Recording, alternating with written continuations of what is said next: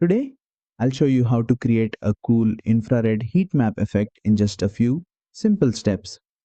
This effect is perfect for sci-fi edits, gaming montages, or futuristic surveillance scenes. Let's jump in. First, import your video into the timeline and make sure it's selected. Now, head over to the effects panel and search for heat map. You'll see different options, but for this one, we'll use the ScanLine Heatmap Effect.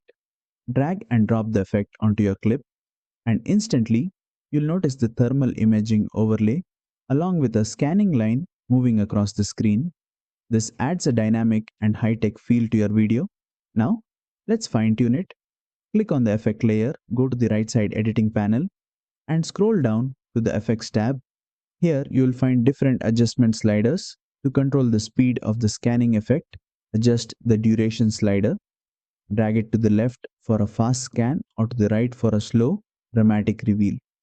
Once you're happy with the look, hit play and preview the effect.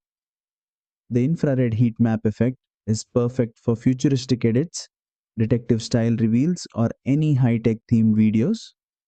And that's it. You've successfully added the heat map effect in Filmora. If you found this tutorial helpful, don't forget to like, share, and subscribe for more quick Filmora editing tips.